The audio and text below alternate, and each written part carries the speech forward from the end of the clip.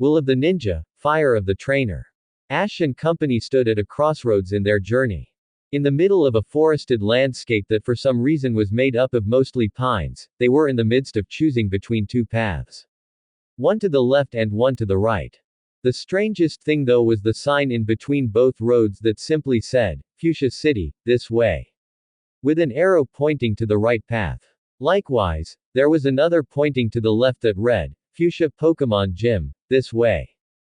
Confused and noticeably so, Brock looked at his map and then pulled out his guidebook for the Kanto region with his right hand. Opening it up to a page in which he had bookmarked to the Fuchsia City Pokémon Gym. This makes no sense. He started while scanning both the map and the guidebook. The guidebook shows, in accordance with the map, that the Fuchsia Gym lies to the east of the city, just outside of it. But this road sign shows the exact opposite. Ash put a hand to his chin.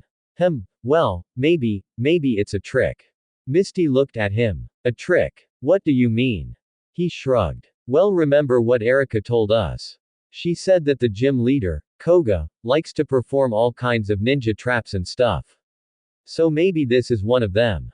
But why would they intentionally lead people away from the gym? Giselle asked with a quirked eyebrow. That makes no sense. He just shrugged his shoulders again. I don't know, but still, it's a possibility. Here, I think I know how we can find the truth. He then pulled a Pokeball off of the cloth belt around his tracksuit pants and enlarged it. If I let Diglett scout the path ahead of us that claims to lead to the gym, we'll know for a fact if it's definitely the right way or not. He can travel under the ground really quickly, so he'll be able to do this faster than any of us. Good idea, let's try it, Brock agreed, just as Ash opened the ball and allowed the small ground-type Pokémon within to materialize down on the ground. Diglett. Came the enthusiastic announcement of Ash's newest Pokémon as it appeared. Which made him smile as he knelt down and spoke to the little tunnel-loving Pokémon. Hey Diglett, can you please do us a favor?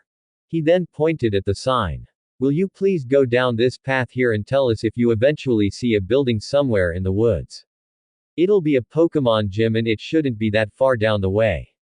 Diglett. He responded with a nod before disappearing promptly below ground and then tunneling off in the direction of the supposed pathway to the Fuchsia Gym.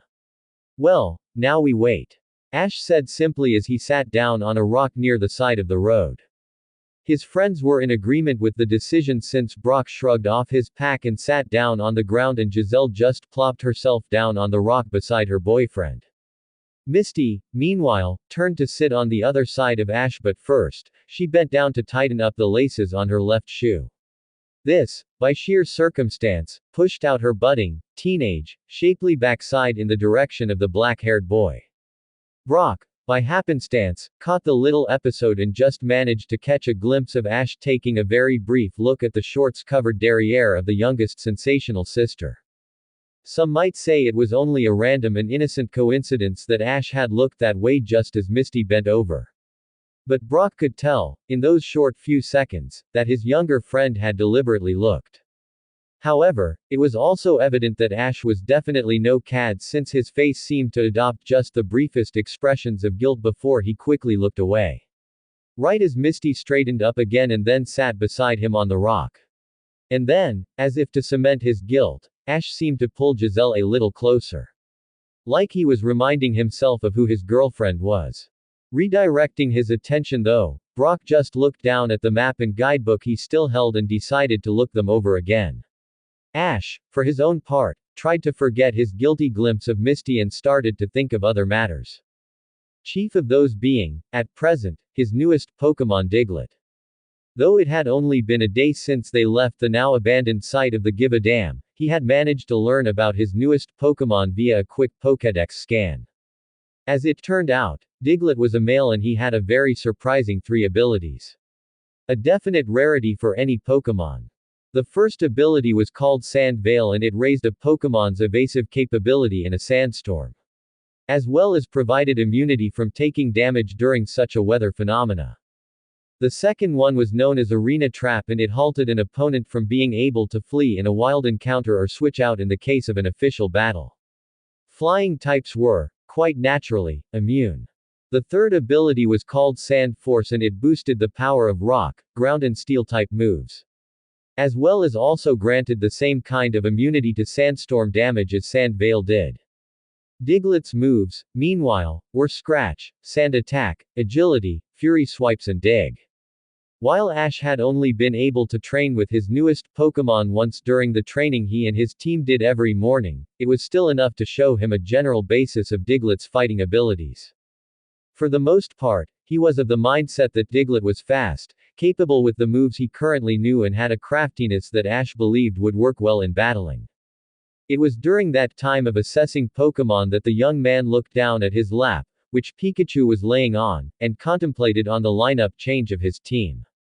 For the upcoming battle at Fuchsia, he had completely shifted around his team and even sent V to the lab for a while. Of course, it wasn't a decision he made by himself.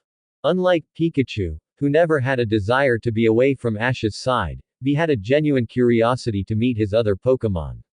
And that played in well for the current scenario since he was at a point where he needed to have enough room with his 6 Pokémon limit to get the team he wanted for the battle ahead. He missed V, to be sure, but he felt it was good for the small little Pokémon to meet the rest of the family. That and Pikachu was a tad selfish of his time, so he felt it would also be good for it to just be the two of them, per se, for a while. It wasn't too long after that, when the ground in the road in front of them started to stir, that they all knew Diglett had returned. And sure enough, the small ground type itself soon popped up and looked up at Ash sitting on the rock. Diglett. Leaning forward, Ash asked anxiously of his newly arrived Pokémon. Well, did you see anything, Diglett? Diglett, he shook his head in a sign that Ash took to mean no and that caused him to look at his friends. Then that proves my theory. That path really isn't the way to the gym. Brock nodded thoughtfully. Well, the guidebook and map shows that the gym is closer to us right now than the actual city itself, so that would make sense if Diglett didn't see anything ahead. Standing up off the rock, Ash smiled down at Diglett. You did a great job, Diglett, rest up. He then returned the mole Pokémon to its Pokéball as his friends stood up as well and prepared to head off. Well then, Pikachu jumped up onto Ash's shoulder as he turned and pointed at the other road. I guess we need to go that way. The decision made, all 4 of them took the path that claimed to lead to Fuchsia City itself, but, after traveling on it for only around 10 minutes, they quickly found that not to be the case. Coming out onto a small, grassy hilltop, Ash smiled and put his hands on his hips. We made the right choice, you guys. Indeed, situated down in a small little valley that was bordered by forest on all sides, was a large building. A building in which resembled a house more than anything, and a compound home belonging to some important family, to be specific. Although, the compound wasn't actually bordered on every side by forest, since the backside of it seemed to be situated almost right over top of a steep canyon. A canyon that could not clearly be seen from their current vantage point. This is it, you guys. Brock showed them a picture in the guidebook which perfectly resembled what they were currently seeing. This is a picture of the gym. We're here. Smiling, Ash clenched his fist and pointed ahead. Come on then, guys, let's head down there. I'm ready for a gym battle. The group of traveling friends then made their way down the hillside and toward the compound.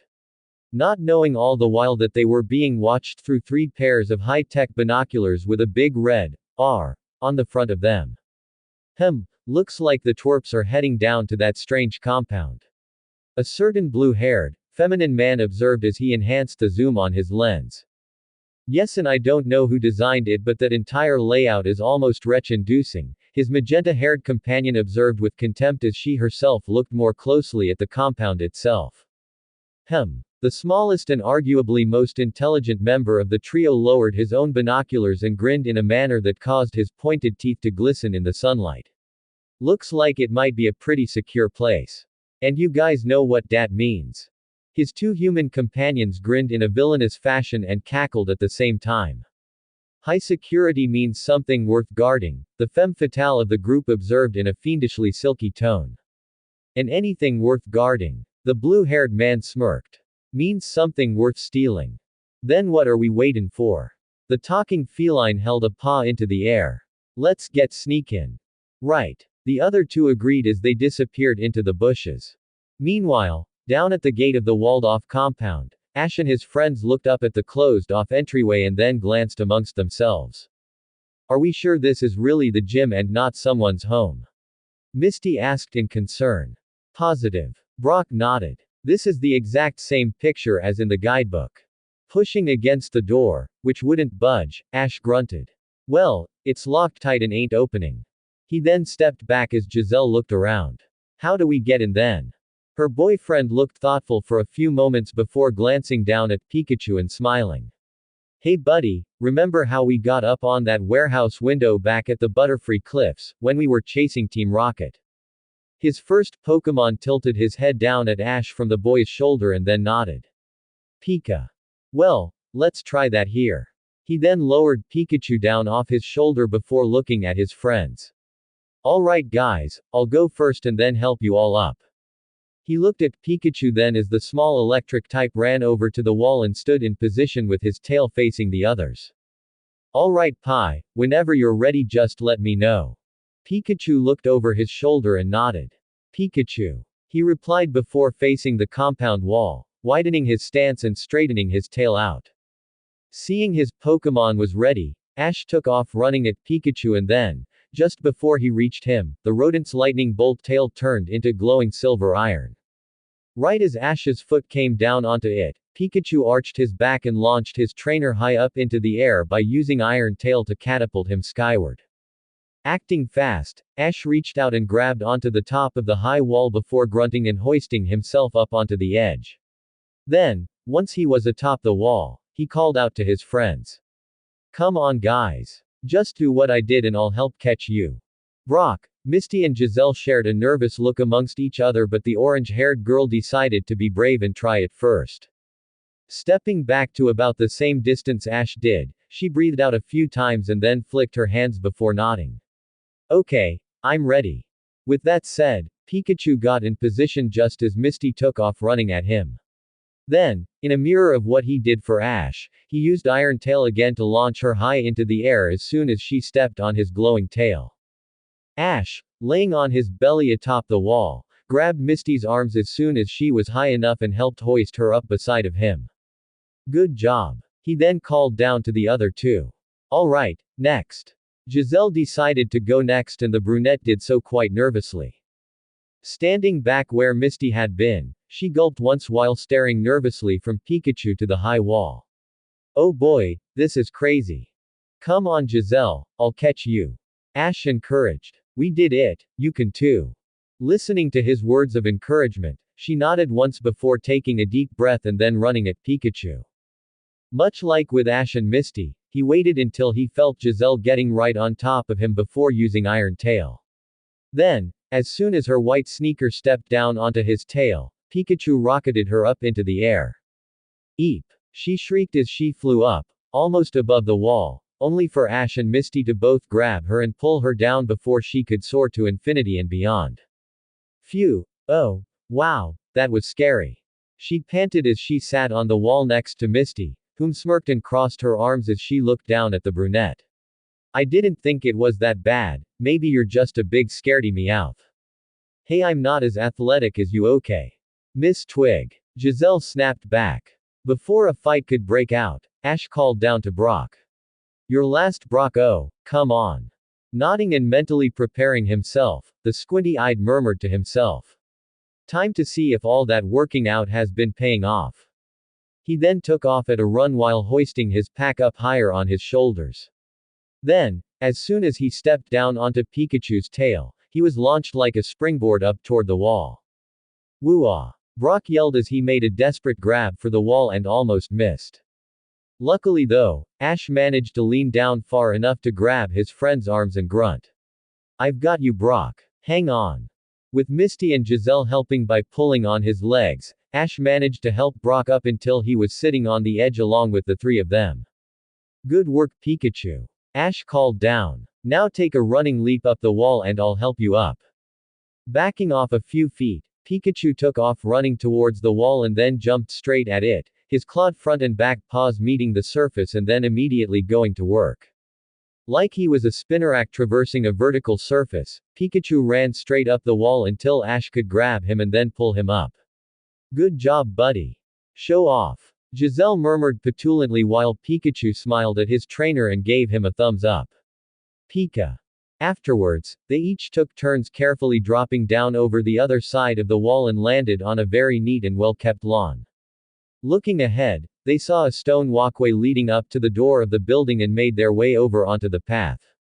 After walking across the length of the yard and up onto the wooden, wraparound porch of the compound house, all four of them went up to the door and were immediately faced with another challenge. Ah! Misty pointed at the door, just when Ash reached for the hollowed-out handle and only made contact with solid wood. What the? He began as his hand felt for the doorknob and he felt nothing but bare, solid wood meeting each tap of his fingers. What the heck is this? Using both hands, he felt all over the door and soon enough, Giselle came to the conclusion as she stepped forward and blinked.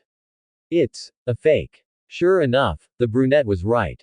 The door itself was nothing more than a well-painted outline of a door, designed to expertly fool anyone that tried to use it. In fact, it was almost impossible to tell the difference unless someone did try to open it up. Well, what the hell then?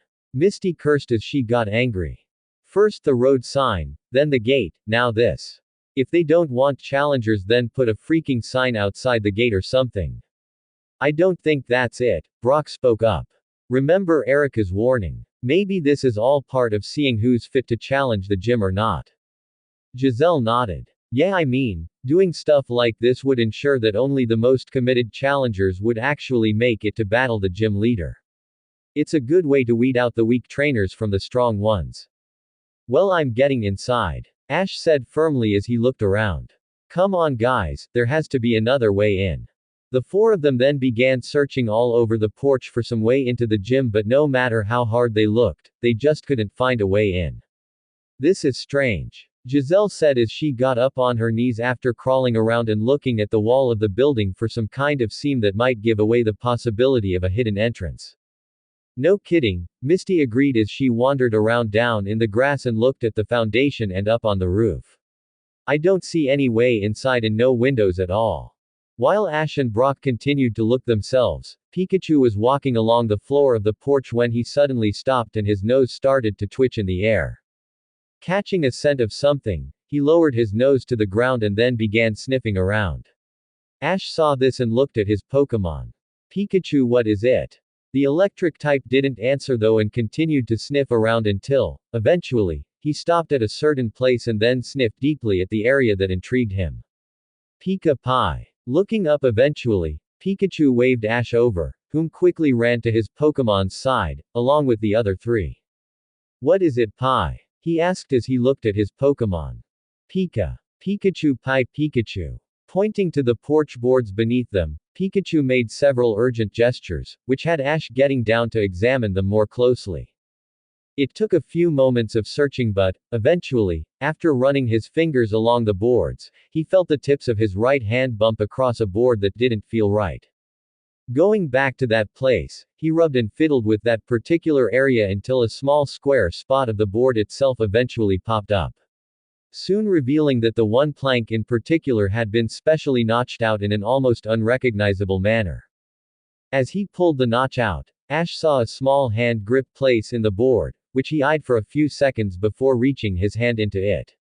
Then, with an upwards yank, the messy-haired boy lifted an entire square section of the porch floor up to reveal a hidden passageway directly below. Well, look at that. The way in, Giselle said excitedly as Ash looked at Pikachu. Way to go, buddy. Rubbing his Pokémon affectionately behind the ears, the young man then examined the passage for a few seconds before looking at his friends. Well, this way in.